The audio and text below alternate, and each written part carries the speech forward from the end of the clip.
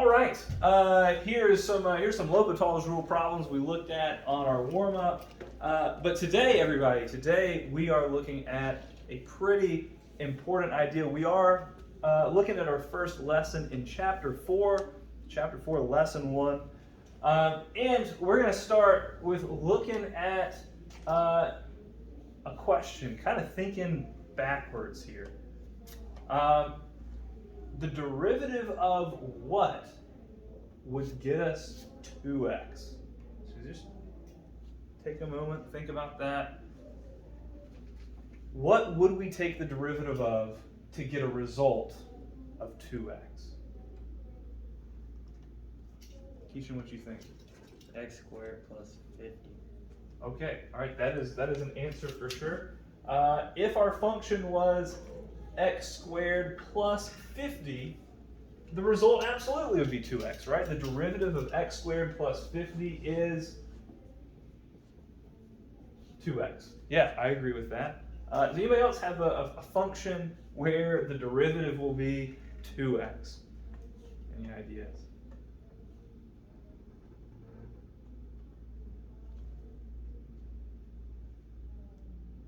There's a million of them. Lots of options.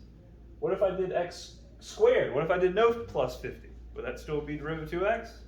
Mm-hmm. What if I did x squared plus pi? Would that be derivative 2x? Yes. What if I did x squared plus sine of 50 pi? Would that still be 2x? Yes. Yeah, because sine of 50 pi is just a number, and when we take the derivative of that constant, we get 2x. Mm-hmm. Wow, okay. That's pretty crazy stuff there. So, what we are thinking about here, find my next slide. We are looking today at antiderivatives.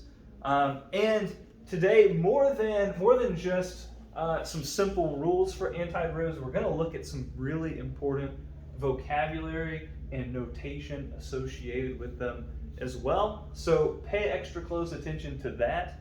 And again, as we talk about all the time, the notation, vocabulary is really important. So, on top of just the problems and be able to see what's going on with the problems, pay attention to notation, ask questions if you have it.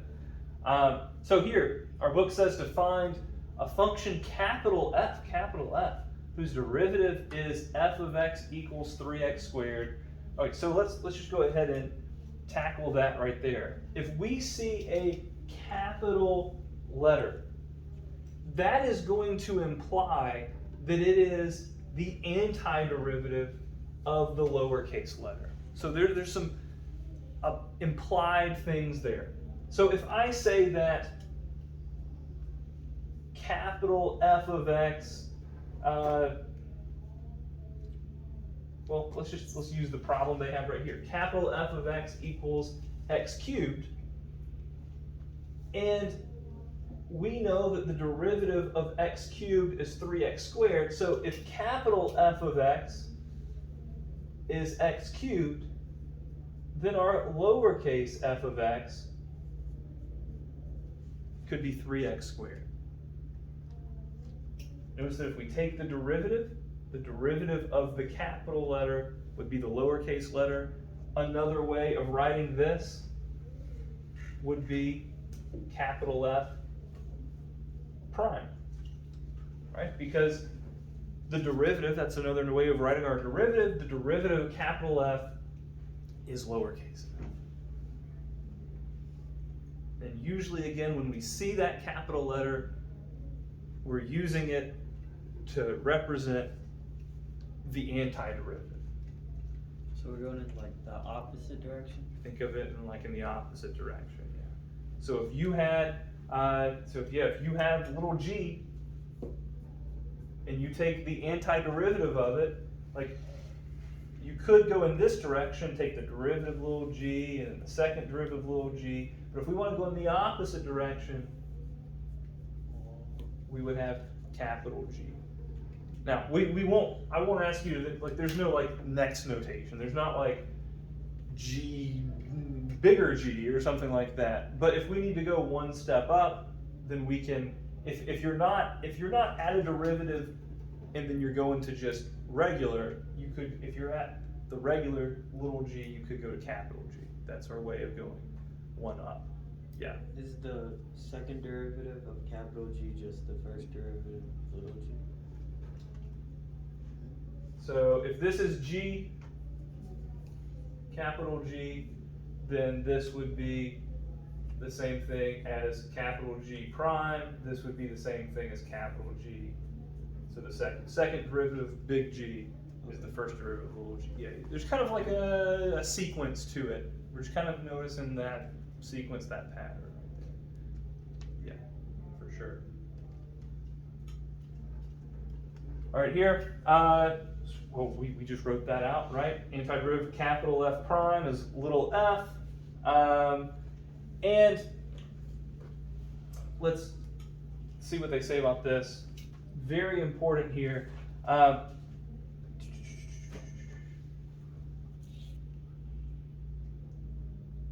Well, they're kind of overcomplicating it. We're gonna talk about this in a second.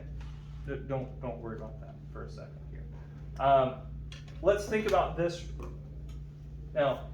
Some vocabulary, but don't get stuck on the vocabulary too much. We're going to talk about that in a second. If our derivative, dy dx, is 2, what would the original function be? If our derivative is 2, what could be our original function? 2x. Do we have other options? Could there have been other functions? Right? There could. And that's what that little thing down there was trying to say. When we take an antiderivative, we need to include plus c at the end. Because there could be, just like on that first question that we were talking about, we could have had 50, we could have had pi, we could have had sine of 50 pi, we could have 0. There could be any constant out there. And because there could be any constant, we need to represent all of the possible solutions to this. So we're going to include a plus c. The plus c is really important. We're going to write it so many times. It's hopefully going to be a non-issue for us, but there are situations on that AP test where if you write the plus c, you get a dang point. If you don't write the plus c, you don't get the point for writing the plus c, and you've screwed yourself up for the rest of the problem. So they do give you, there's almost a guaranteed situation on the test where you will get 1 out of 108 points for remembering to put that plus c. It's important for the rest of the problem, and it's essentially a free point. So we're going to remember to do it. You're going to do it so often, it would feel weird if we didn't after a while. Let's take a look a little bit more at this vocabulary here. So we're going to look at the layout and the notation of anti-differentiation. So first, what we just found was called a general solution. It was a general solution because we put that plus c. Okay? The general solution always has a plus c because it's in general. It's like we don't know exactly what that c value is. There are going to be some situations where we have enough information to find that c value, and if we do find that c value, we're going to call it a particular solution, right? It's general if we don't have all the pieces, but if we can replace c with an actual value, a particular value, it's a particular solution. Here is our notation for when we are asked to find an antiderivative.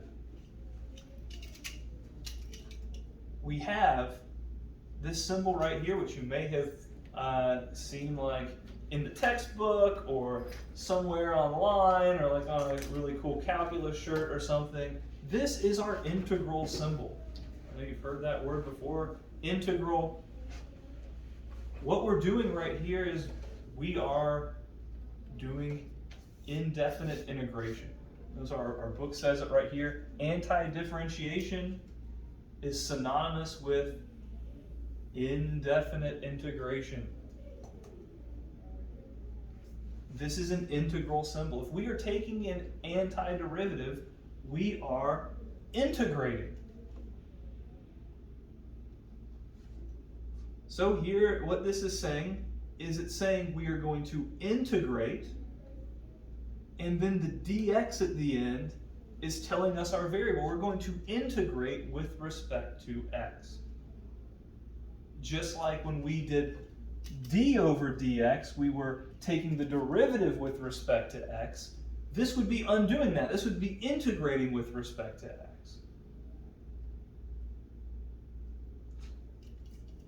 What are we integrating? We're integrating little f. When we integrate little f of x with respect to x, we get capital F of x plus c. What do you mean by integrating exactly? So, to apply this to some problems we've already looked at, earlier we integrated 2x. We called it finding the antiderivative. When we integrated 2x, that problem that you were able to do in your head, you knew this was x squared plus some constant. This right here, 2x is little f. We are integrating 2x with respect to x, and we get capital F, which is that x squared plus some constant.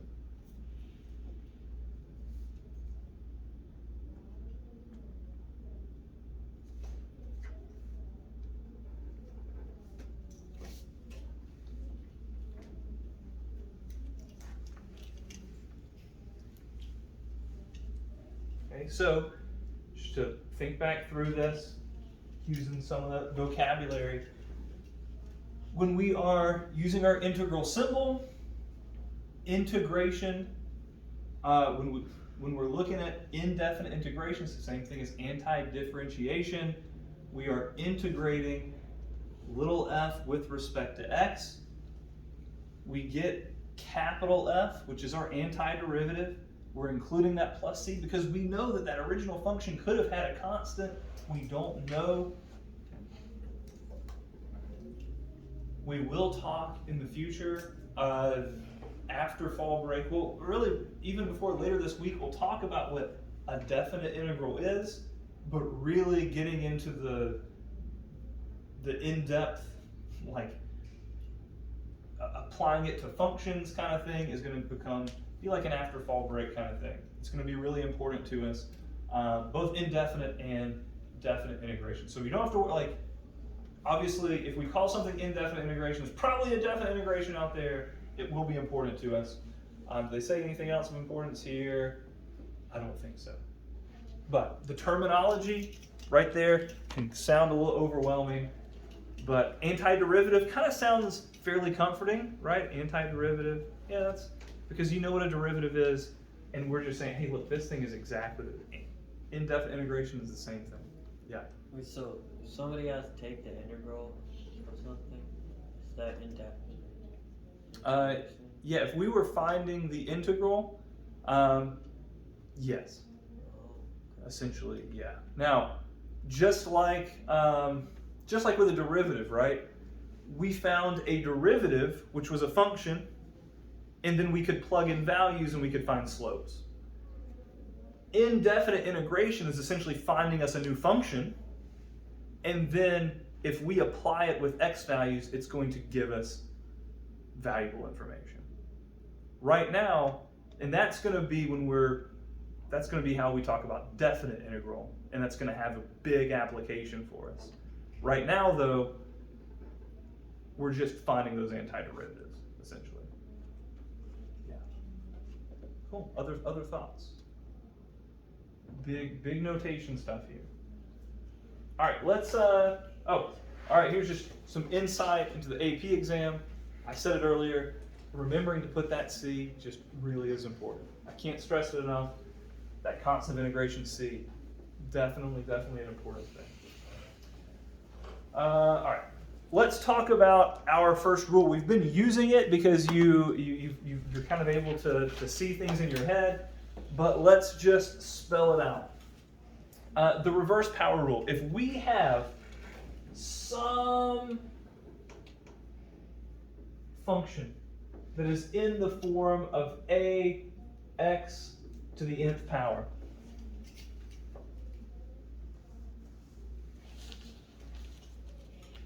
our antiderivative, capital F, how we undo is we're going to have a x to the n plus 1. Remember, we used to take one away from the exponent and then multiply that number by our coefficient. Now we're going to increase the exponent by 1 and divide by that new exponent. And of course, we never want to forget our plus c. So again, we're essentially we're doing the opposite of what we were doing before. To take the derivative, we were bringing the original exponent to the front, and we were decreasing the exponent by 1. Now, we're increasing the exponent by 1 and taking that new exponent and putting it at the bottom. We're dividing by it. Let's go back to that original problem, right? When we talked about our function being 2x, if we want to integrate this, if we want to take the antiderivative, we're going to increase the exponent by 1, and we're going to divide by that new exponent.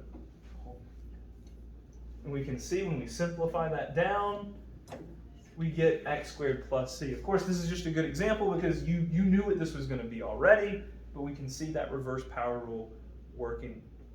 What is great about this, especially right here at the beginning of applying antiderivatives, is how quick can you check that? Can you check that really quick? You can check that very, very quick, right? Because you can take that derivative and be like, oh, the derivative of this is 2x. And you're like, okay, good. Right? So like if you're like not confident at this rule yet, it's still very easy to check your final answer. And that's the thing. We are, and hopefully we are pretty confident about derivatives now. Now we're doing antiderivatives. You can check them. Worst case scenario, take a moment. You are much more confident. You will probably always be more confident at taking a derivative instead of opposed to integrating or antiderivatives. You're always going to have that stronger hold on derivatives because in general, derivative rules are easier and you have much more experience with them already. So use them to check it. You're allowed to check your list. There are a bunch of integration rules that we're going to talk about. Most of these are pretty much just the opposite of what we've already learned. This is just a screenshot of what's in your book. It's literally in the front cover. I encourage you to look at it. Most of these, we're not going to go through all these today, but most of these are just kind of what you'd expect. The antiderivative of 0 with respect to x is c, right? Because if we take the derivative of c, we get 0. The antiderivative of some constant, so some k with respect to x, is going to be kx plus c. Because if we take the derivative of, imagine if k is 2, well, the derivative of 2x plus c would be 2. If we have some value multiplying times a function, like if you had, in that previous problem, if we had the antiderivative of 2x dx, and you're like, I want to just move this 2 out to the front and deal with the x by itself, you could do that. You could take the antiderivative of x and then just multiply the 2 in at the end.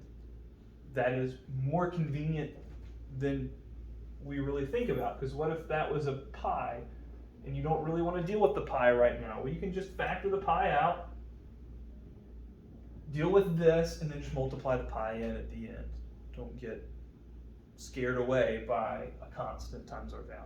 And that this was the same thing that applied to derivatives as well. If we have multiple terms, so if we're trying to take the antiderivative of x squared plus x, Well, you just look at each one individually, just like we did with derivatives. Do our reverse power rule here, do our reverse power rule here, bingo, bango. Here is that reverse power rule that we just talked about. And these right here are just the exact opposite of the trig derivatives that we've already learned. The derivative of sine is cosine, so the antiderivative of cosine is sine. The derivative of sine is negative, sorry, the derivative cosine is negative sine, so this is the opposite here.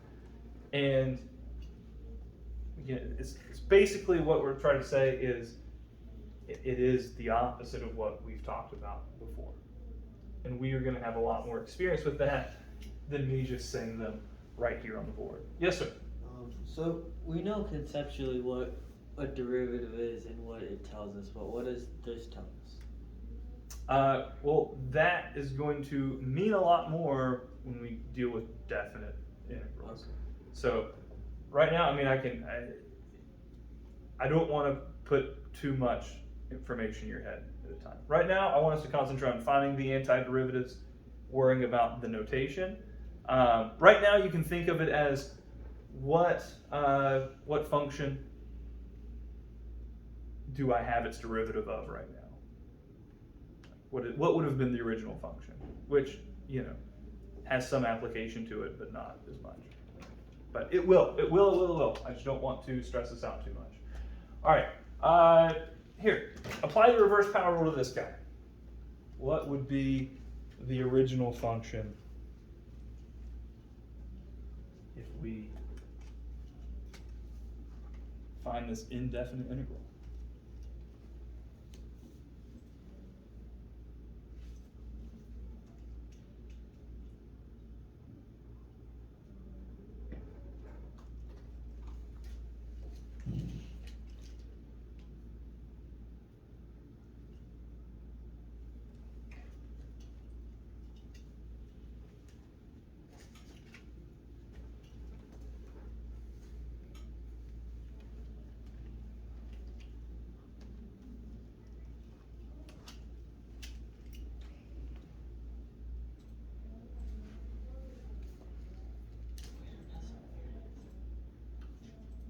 I got 3 halves, x squared. 3 over 2, yeah, Yay. plus c. Yep. What do you have to square root of pi on your paper? All right, so if we apply our reverse power rule, and you could move that 3 out to the front. Remember, if that 3 just feels like it's a little bit too much in the way, you're welcome to move that 3 out to the front. We can take the antiderivative. So we are doing a reverse power rule, and you can leave that 3 out in the front. And you could think about this 2 ways. Let's think about it, right? You could leave that 3 out in the front and include the c on the inside. Or you could leave the 3 out in the front and be like, maybe you applied it right here. But either way, when we bring the 3 in, 3 times some constant is still some constant. And so, whichever way you see it, it really doesn't matter. You know, like it's still just some constant at the end. So if you, as long as you remember to tack on that plus c at the very end, once you have taken the antiderivative, you're good. Okay? You've got to remember that plus c.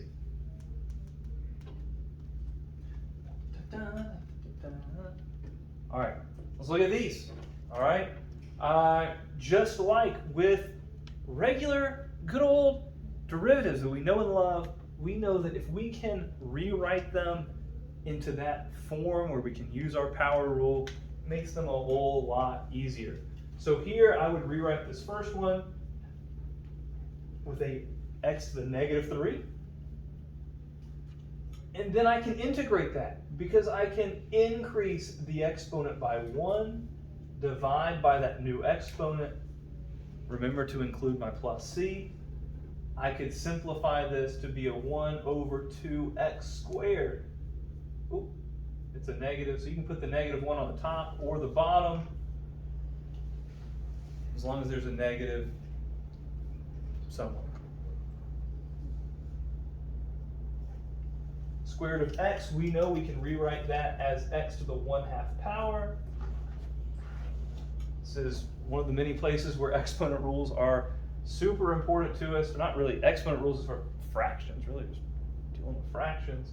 Here we've got x to the 3/2 divided by 3/2. When we are dividing by a fraction, we can keep, change, flip. This becomes 2x to the 3/2 over 3 plus c, because we are flipping that fraction and then multiplying it, so it does become a 2/3. If you wanted to rewrite that as a radical, you could do that, although that is not required. You could even simplify that radical. I mean, we're doing too much here at this point, but if you wanted to, you could. What would be the easiest thing to deal with? Probably right here. I mean, honestly, like if I was using it, I would probably stop right here. But this would also be pretty useful, I guess. They're all good. I like that one. Yeah. The circle. I like that. All right, let's get to one that's a little bit scarier for us. One with sine of x in it. Now, this is one where I would probably rewrite it by just moving the 2 to the outside, so I can really focus on sine of x. Because I mean, I've been doing derivatives for a while, antiderivatives for a while, and I still stop and think whenever I get trig, I have to be careful. Because I'm thinking the derivative of what would get me a positive sign, right? Because the derivative of cosine is a negative sign. Negative cosine. So it's going to have to be a negative cosine. So I'm going to have 2 times negative cosine of x plus c. And of course, we can multiply in that 2. And this is a great situation where you can double check yourself. If you were taking the derivative of cosine, you know you'd get a negative sign. A negative times a negative gives us that positive. And that's a pretty quick check because your derivatives are a lot quicker than your integrals. Probably always will be. All right, questions on how we did any of those?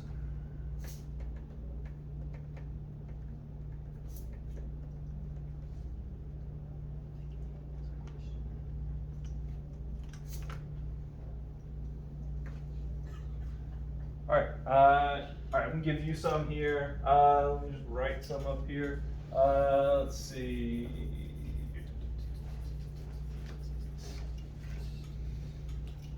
Let's integrate 1 over, let's go 5 over x to the 5th. That sounds fun.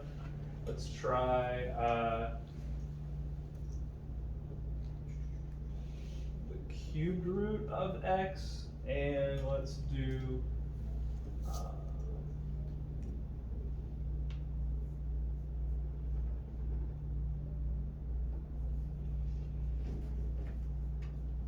yeah, let's take a look at those.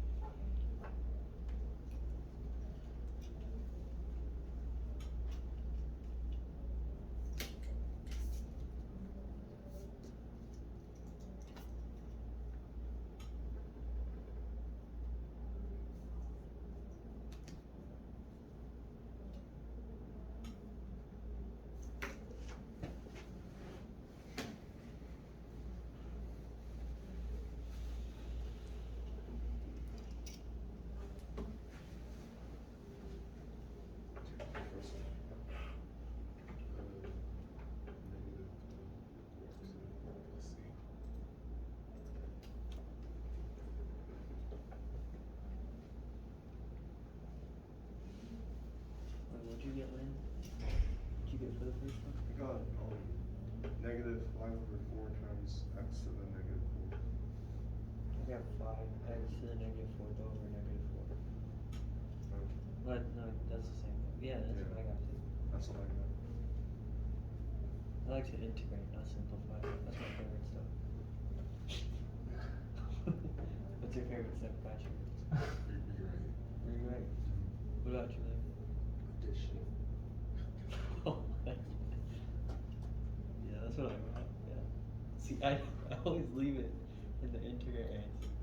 Cause like, that's more mistakes you can make, you know?